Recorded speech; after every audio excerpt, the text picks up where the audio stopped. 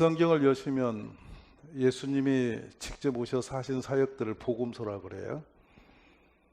그리고 이어서 교회의 이야기입니다. 쭉 교회 이야기하다가 앞으로 하나님의 재림의 역사가 어떻게 이루어지는지를 계시록으로 마치는 거죠. 신약의 전체 주제는 구원입니다. 아멘이십니까? 그래서 구원자 예수님이 오셨는데 교회는 우리들이 건축해놓고 우리끼리 모이는 공간으로 착각하지 마시고요. 예수님은 승천하셔서 하늘에 계시면서 이 땅에 교회란 유형적 공동체를 남기셔서 교회를 예수님의 몸이라고 표현합니다. 그러므로 교회는 하나님의 사람들이 모여서 예수님이 하시는 그 일을 해내는 곳이에요. 예배만 드리는 것이 아니고 예수님이 이 땅에서 해야 하실 일들을 우리에게 위탁하셨고, 교회는 주님이 다시 오시는 그날까지 예수님이 하시던 그 일을 계속 해가는 곳이라고요. 아멘. 그러니까 교회의 사명은 사도행전 1장 8절이에요. 아멘. 땅끝까지 예수님은 구원하시러 오신 주니까 우리가 구원을 하는 그 전도의 일을 계속 해내는 곳이에요. 자, 그 일을 해내려고 보면 우리들이 모여있는 교회 공동체가 건강해야 돼요. 건강이라고 하는 것은 교회다워져야 된다는 뜻이에요.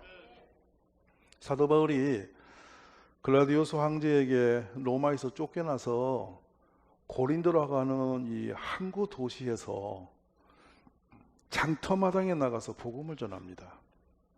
그렇게 해서 한 가정을 만남으로 그 가정에서 교회가 세워져서 고린도 교회가 되고요. 1년 반 동안 그곳에서 복음을 전하다가 이제 바울은 다음 단계로 넘어가죠. 근데 한 4년 좀 지나서 고린도 교회에 소식이 들려와요. 교회가 망가졌다라는 거예요. 개척했던 바울로서는 그 교회 소식이 참 가슴 아팠을 거예요. 그래서 바울을 보내는데, 디모데를 보내는데 디모데가 나이가 어리다고 그냥 뭉겨버립니다. 사람을 보내도 변화를 못해요. 그래서 바울은 3번의 편지를 띄워요. 갈 수 없으므로 편지를 보내서 그 무슨 문제가 있는지를 진단하고 어떻게 했으면 좋겠다는 사연들을 보내는데, 이 교인은 그 편지를 듣고도 변화를 안 했어요. 고린도교는 어찌 보면 바울 사도에게는 참 마음을 아프게 했던 교회입니다. 근데 그 바울이 마지막 단계에서 기록한 말씀이 오늘 여러분 읽은 그 부분이에요. 문제가 어디 있는지, 왜 그렇게 됐는지를 딱 진단하고 꼬집어 주시는 건데, 너희는 믿음 안에 있는가? 너희 자신을 시험하고 너희 자신을 확증하라. 예수 그리스도께서 너희 안에 계신 줄을 너희가 스스로 알지 못하느냐? 그렇지 않으면 너희는 버림받은 사람이다. 쿡 찔러주시거든요. 이 말씀을 우리가 받으면서 오늘날 우리는 이 세대에 살고 있는 교회를 한번 돌아봐야 돼요. 그러면 어떤 문제가 있었기에 그렇게 어려웠느냐, 몇 가지 사건들이 있는 것을 오늘 좀 들여다보겠는데요. 제일 처음에 일어난 것은 교회가 분열되었어요. 분열의 원인은 교회 지도자들을 따라서 선우를 가르면서 갈라진 거예요. 그래서 어떤 사람은 바울이 진짜 목사다, 바울 편에 서고요. 어떤 사람은 아이고 베드로가 예수님 수제자인데 베드로가 너무 좋지, 베드로 편에 서요. 그 다음에 설교 잘한다고 아볼로 편에 서요. 그저 어떤 이들은 무슨 소리냐, 그래도 예수님 편에 해야지. 그래서 편을 갈라요. 그래서는 한 교회에 앉아 있는데 자기 좋아하는 목회자를 따라 다 갈라졌어. 오늘날 교회의 위기가 여기 있습니다. 이것은 자연스럽게 내가 좋아하는 쪽으로 방향을 잡은 것인데 실제는 교회를 쪼개놓은 겁니다. 그리고 나서 또 하나 문제가 있는데, 그 안에서 서로가 시기하고 질투하는 거죠. 어떤 사람이 조금 은혜 받고 나오면 그걸 그냥 가서 헐뜯어. 또 누가 뭐 하면 또 너는 뭔데 해, 이렇게 가서 자꾸 시기를 해요. 그러니까 결국에는 앞에서 아무도 어정쩡하니 하도 못하고 못하도 못하고, 그래서 교인은 그냥 무능하게 다 그냥 보편화되어 버리는 거예요. 그래서 잘난 척하면 놔두질 않죠. 어떻게든지 이웃을 시기해서 꺾어내리는 거예요. 잘하는 사람을 더 잘하게 해주고 함께 힘을 모아야 될 일을 자꾸 와서 꺾어내리면서 사람들을 말하면 다리를 걸어버린다는 거예요. 이것을 바울 사도는 뭐라고 하냐면 너희가 아직도 육신에 속한 자이며 아직도 유치한 어린아이들이다 라고 표현합니다.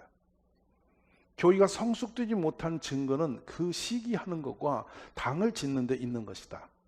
나름대로 자신들이 믿음의 어떤 경륜을 따라서 나는 이런 설교가 좋고 이런 목사가 좋고 잘 똑똑한 척 했는데 바울 사도의 눈으로 볼 때는 아주 어린아이 수준이라는 거예요.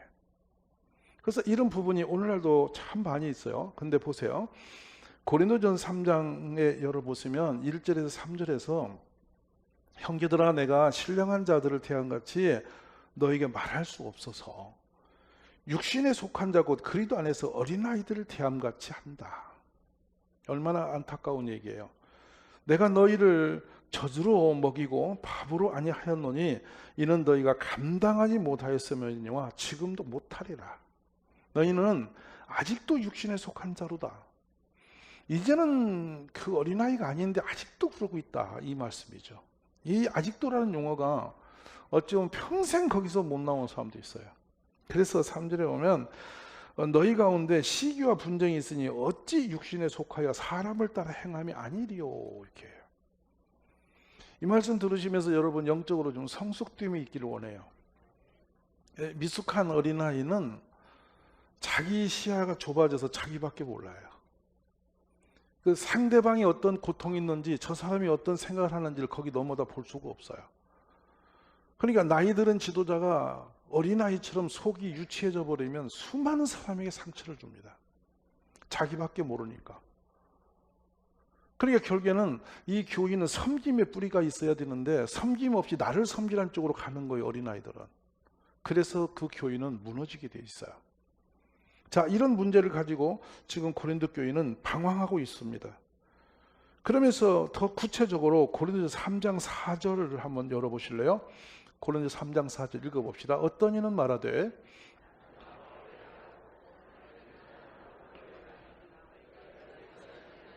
아멘. 자, 그러면서 3장 9절을 열어보십시다. 바로 이어서 우리는 아멘이세요?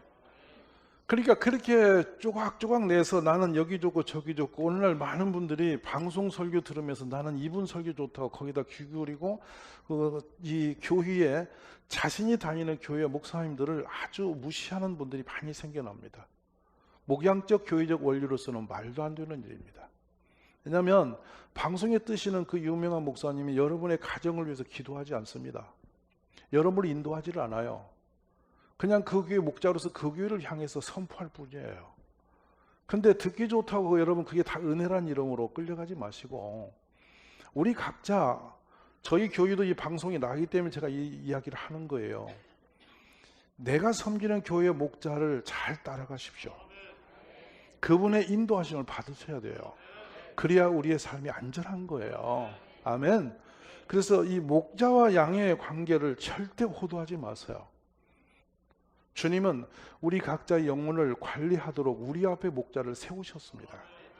그리고 우리는 어떤 사람의 선호에 따라서 신앙생활을 해서는 안 됩니다. 여러분 예수님 믿으셔야 됩니다. 아멘이십니까? 도움을 받아서 우리는 하나님의 자녀로서 예수를 믿는 사람들이에요. 이거 평생 흔들리지 않도록 힘을 쓰셔야 돼요. 아멘. 우리가 미숙하건 아니고 성숙되어서 이런 연약한 생각을 가지고 살지 않기를 주의 이름으로 축복합니다. 그러면 고린도전서 3장 21절과 3절을 열어보시겠습니까? 여기 참 중요한 말씀을 주세요. 그런즉 누구든지 만물이 다 너희 것임이라. 자, 너희는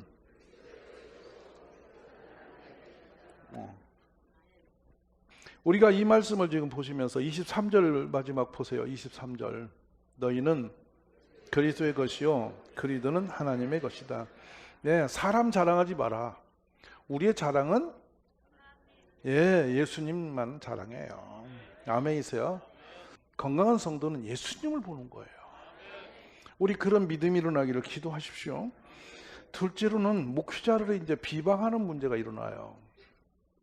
이건 기억하십시오. 다윗이 위대한 것은 그 부실한 사울을 짓밟지 못해요. 하나님이 세웠다는 거. 하나님의 권위를 넘지 마세요. 그리고 우리가 무서운 것은 그 노아의 그 가정의 위기가 뭐냐면 아들이 아버지를 흉봤거든요. 아버지 벌거벗었다고 흉봤어요. 그대로 저주를 받아버리잖아요. 끊임없이 하나님의 종의 자리를 건드리는 것은 여러분이 넘지 말아야 할 선이에요. 사람 온전한 사람은 없어요. 바울이 무척 부족한 사람이었어요. 근데 할 수만 있으면 바울을 헐뜯는데 이들이 집중했는데 어떤 뭐 바울에 대한 서적들을 열어보면 이런 게 나와요. 바울이 좀 이렇게 앞니모가 튕겨 나오고 눈이 아주 작은 거고 안질병이 있고 때로는 간질환처럼 사람이 좀 그런 불치병이 있고 그래서 바울이 이것 때문에 3번씩 하나님께 기도했더니 네가 받은 애가 족하다고 네가 교만할까 싶어서 하나님이 그러다 채찍을 대신 거라고 이렇게 응답이 그렇게 온다고요. 근데 바울을 이 교인들이 이제 헐뜯기 시작합니다. 뭐라 하냐면 생김새를 보니 저 부실해서 저 사람이 무슨 하나님의 종이냐. 하나님의 종은 흠이 없고 점도 없는 재물이어야 된다. 거기다 대니까 바울이 깜이 아니다 이 말이에요. 둘째로 바울이 장가를 안 갔어. 그랬더니 저 사람은 성불구자라. 저 성불구자는 아예 깜이 아닌 거야. 뭐 저런 사람 이렇게 이제 헐뜯어. 그리고 또 예수님을 직접 만나야 사도인데 저 사람이 예수님을 직접 만난 적도 없어. 그 사도감이 아니야. 그래서 막 생김새부터 하나님은 점도 흠도 없는 재물 쓰시는데 병이 걸려갖고 맨날 저러고 다니는 저기 무슨 하나님의 종이야 이러면서 막 공격을 하는 거예요. 그 다음에 당대에 바울은 이 언변술이 좀 약했음을 볼 수 있어요. 얼마나 언변이 약했냐면 진리를 전했는데 두기구가 창가에 앉아서 설교도 다 떨어져 죽었다니까. 안 놀라시요 여러분? 아무리 설교 못해도 사람이 설교 다 떨어져 죽기까지 그 설교가 어려웠는지 모르겠어. 바울 설교가 하여튼 사람이 떨어져 죽을 만큼 힘들었다는 거예요. 그냥 그런 부분을 좀 유추해 보는 거예요. 근데 그보다 막 아볼로 같은 분은 뭐 유창한 언변술이 있었어. 그러니까 그런 막 유창한 언변에 사람들이 혹 가버린 거예요. 그리고 바울을 밟아버린 거예요. 그러니까 바울이 자신의 삶을 참 이렇게 돌아보면서 가슴 저린 고백을 해요. 고린도전서 4장에 집중적으로 변론하는데요. 고린도전서 4장 3절 한번 봅시다. 먼저 3절하고 뒤에 또 1, 2절 할 건데요. 3절부터 열어주세요. 한번 읽어봅시다. 너에게나 나도 나를 판단하지 아니한다. 그러면 1, 2절로 갑니다. 사람이 그리고 맡은 자들에게 구할 것은 충성이다. 아멘. 자, 그러면 4절로 가봅니다. 4절, 5절 열어보세요. 내가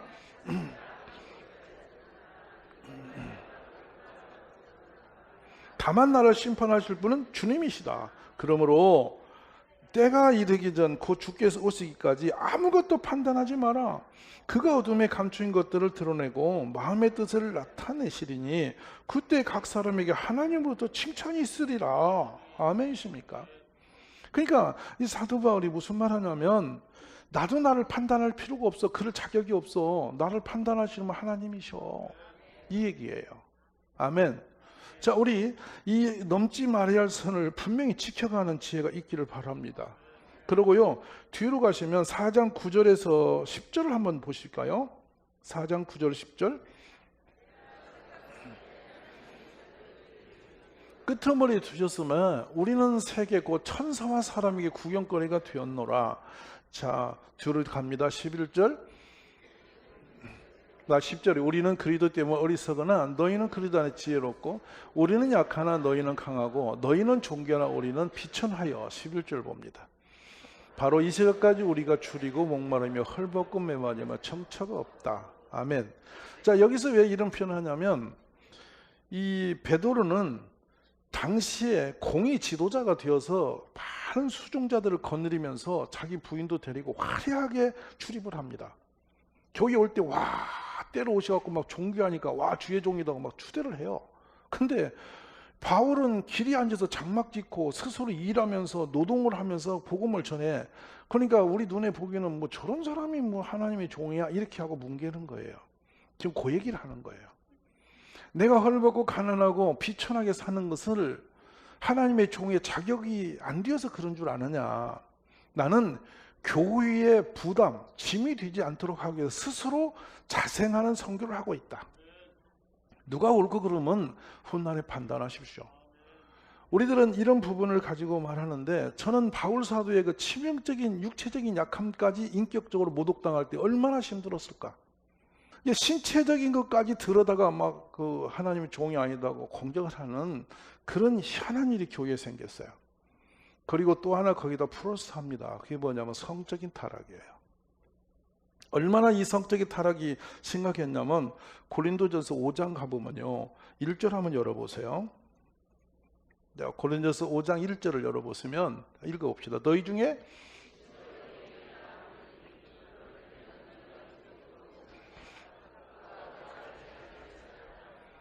아버지 아내가 누구예요?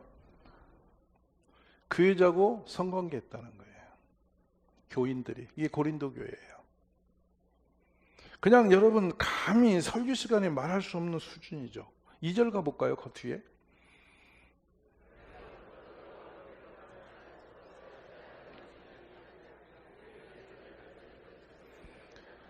그런데 그런 사람이 교회에 여럿이 있는데 내비둔다는 거예요. 니는 니대로 살아라. 교회는 여러분 공동체입니다. 누가 약해지면 도와야 되고요, 누가 넘어지면 일으켜줘야 되고요, 누가 잘못 가면 그래서 깨닫게 해주는 거예요. 근데 교회가 나는 내 믿음 생활하다, 아이 귀찮다, 니는 니다라, 이렇게 있을 때 그거 심각하죠. 저는 뭐 목회자로서 늘 가슴 아픈 게 뭐냐면, 어느 가정이 어떤 문제로 뭐 가출했더라, 이혼하게 되더라, 뭔 일이다, 이 가정에 끼어지는 소식이 오래도록 참 가슴 아파요. 그 하나님 앞에 참 많이 울어요. 왜냐하면 목회 잘못했다는 거예요. 잘못 왔다는 거예요. 이런 부분들이 늘 눌림이 되어 있어요. 근데 바울이 지금 이런 소식을 들을 때 이런 수준으로 사는 사람들이 목사가 어떻고 욕을 하더라 이 말이지. 이게 기가 찬 일이죠 지금. 이러노니 이 바울의 심정이 오죽이 힘들었겠습니까? 자, 그 다음에 한 판 더 가볼까요? 그렇게 사는 사람들이 넷째로는 스스로 수많은 죄 속에 들어있는데 거짓말도 하고 도적질도 하고 가서 사기기도 치고, 이게 세상 안 믿는 사람들보다 생활 수준이 더 안 좋은 쪽에서 생활을 하고 있더라는 거예요. 그래서 그런 장면이 고린도전서 6장에 나와요. 6장 9절과 10절 한번 크게 읽어봅시다요. 자, 한번 읽어봅시다. 불의한 자가 하나님의 나를 유혹으로 받지 못할 줄을 알지 못하느냐? 미혹을 받지 말라. 음행하는 자나 우상 숭배하는 자나 간음하는 자나 탐색하는 자나 남색하는 자다. 도적이나 탐욕을 부리는 자나 술 취하는 자나 모욕하는 자나 속에 병인 자들은 하나님의 나를 유혹으로 받지 못하리라 하는. 여러분, 이 음행과 우상 숭배와 간음, 탐색, 남색, 정말 신앙인이 가지 말아야 할 것들입니다. 그래서 뒤로 가면 우리 몸은 내 몸이 아니라 거룩한 성전이라는 거예요. 하나님의 영이 오셔서 나와 함께 사시는 성전이니까 우리 몸을 거룩하게 지키라 이런 거예요. 장녀와 결합하는 사람은 그녀와 한 몸이 된 것을 모르느냐. 하나님이 두 사람이 한 몸이 될 것이라고 말씀했으니 우리는 주님과 합하는 사람으로서 주님의 한 영이 된 사람이다. 이 거룩한 말씀을 우리가 지켜내시기를 주의 이름으로 축원합니다.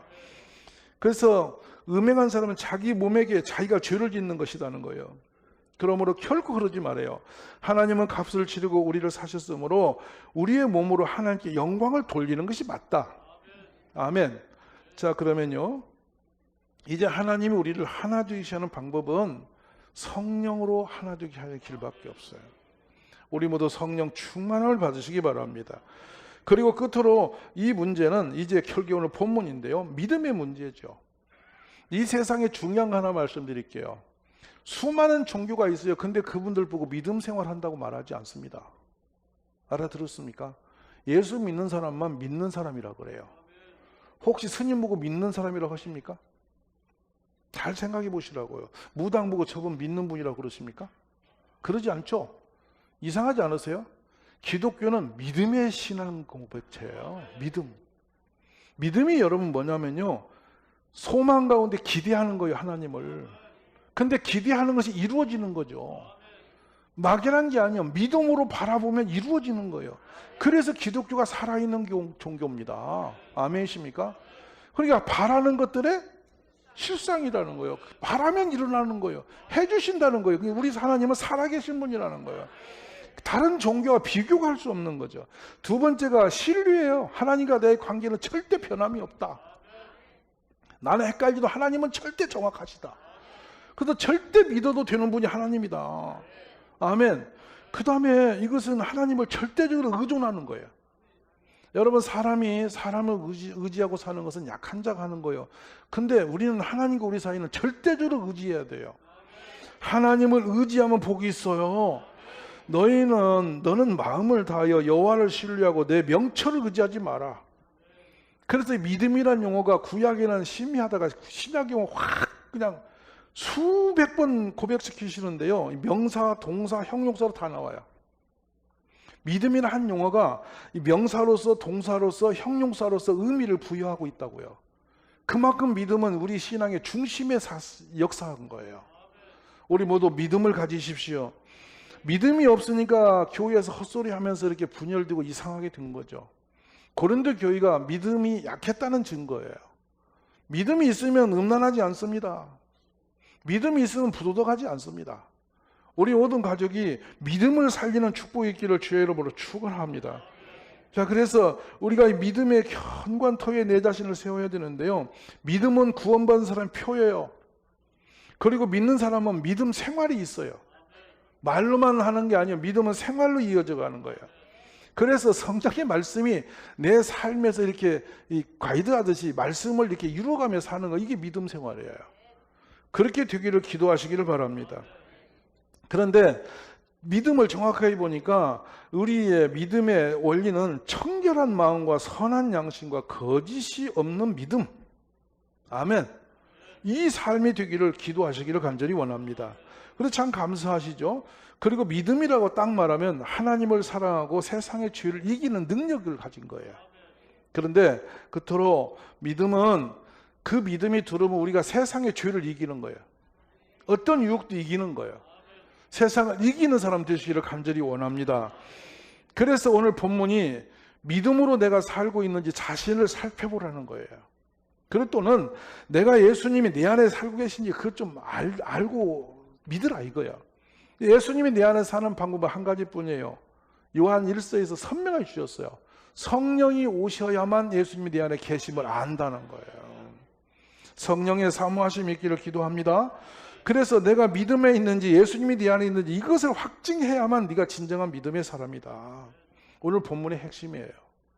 그러면 이 믿음은 말로 해서 내가 믿습니다 믿어지는 게 아니에요. 믿음은 예수님이 선명히 말했어요. 믿는 사람들에게 이런 표적이 나타난다. 아멘. 그러니까 약한 믿음을 가지고 버티지 마시고 살아있는 믿음으로 우리가 자꾸 도전해 가셔야 돼요. 아멘. 그냥 적당히 사는 대로 사는다고 교회 다닌다고 믿음 생기는 게 아니에요. 여러분, 이 믿음을 도전하셔야 돼요. 그 믿음 오기로 하셔야 돼요. 그러면 요즘 믿음에는 표적이 오는데 나타나는데 곧 예수님의 이름으로 귀신을 쫓아낸다는 거예요. 그리고 기도할 때 새방을 임한다는 거예요. 뱀을 집에 올린다는 거예요. 무슨 독을 말지라도 해를 받지 않는다는 거예요. 병든 사람에게 손을 얹으면 낫는다는 거예요. 이 표적이 없으면 지금 내 믿음이 살아있는 믿음이 아니라는 증거라니까요. 근데 자꾸 이런 말 하면 우리는 보수파라고. 여러분, 보수 교회에 속해 있다고 여러분이 보수가 되어갖고 믿음 있는 거 아니에요. 자꾸 착각하지 마세요. 어디에 속한 게 중요한 게 아니고 내 믿음이 있어야 되는 거라고. 우리 사랑하는 가족 여러분, 이 믿음이 없이 자꾸 헷갈리는 신앙생활 그만하시고 이제 우리 동일교회 가족들은 다 살아있는 믿음의 증인들이 되시기를 주의 이름으로 축원합니다. 그래서 주님이 성령을 우리에게 주심으로 우리가 주님 안에 거하고 주님이 우리 안에 거하시는 줄 아는 것이다. 아멘. 오늘 이쯤에서 우리가 이 설교를 추스려 봅니다. 내가 예수님 안에 있는가? 믿음이 내 안에 있는가? 예수님이 내 안에 계시는가? 이것 정도는 좀 서로가 짚어보셔요.